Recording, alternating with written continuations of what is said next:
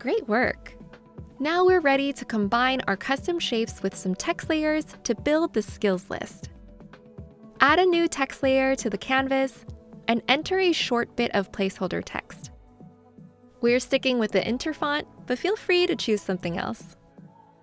Change the font weight to something heavier like bold, the size to 48, and the line height to auto. Next, go to the Assets tab in the left sidebar and find the inchworm component. Add an instance of it and align its vertical center with the text layer. Now duplicate both layers and move the new layers to the right of the original. We need to replace the inchworm shape with an instance of the diamond shape. Instead of locating and adding instances from the Assets tab, we can simply swap in a new instance. Select the duplicated shape layer, then take a look at the Swap Instance menu in the right sidebar. From here, we can access our other shape components and insert instances of them directly into our designs. Go ahead and test this out by selecting the diamond component. Figma will automatically replace the shape layer on the canvas with a new instance. This is a huge time saver when building interfaces with a lot of different object types, like icons, buttons, and cards. Duplicate the text and shape layer again, and repeat the process with the next shape. Once the row includes 3 sets of text and shapes, start a second row below the first until you've used all 5 shapes. Now it's time to revisit our old friend, Auto Layout. Click and drag your cursor to select all of the text and shape layers, and press Shift-A to add them to an Auto Layout frame. Rename this frame to Content and give it a max width of 1000. Then take a look at the Direction property. Since our layers were already arranged into multiple rows, Figma automatically set the direction to Rep. Let's update our placeholder text with skills that highlight our strengths and see how Auto Layout responds.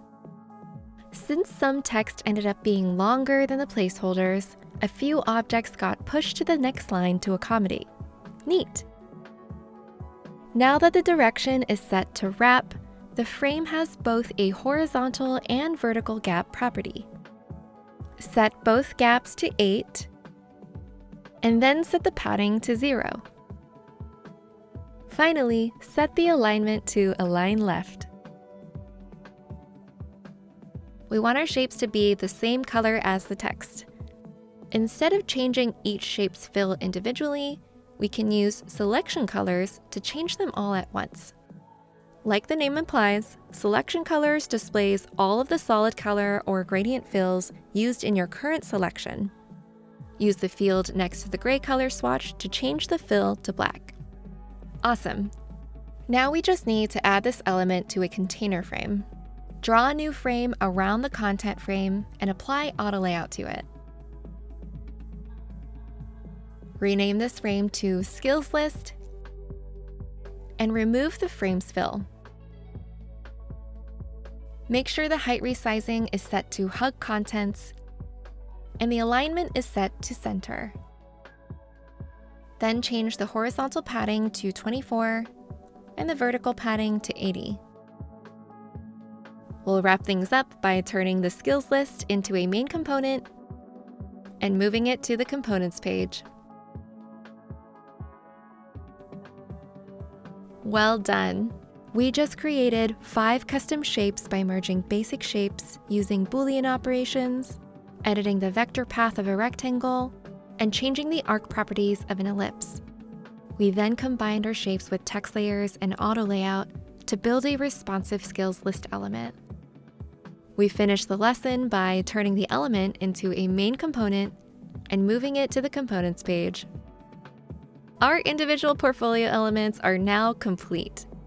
In the next lesson, our hard work will pay off as we put all the elements together to build our portfolio design. We'll see you there.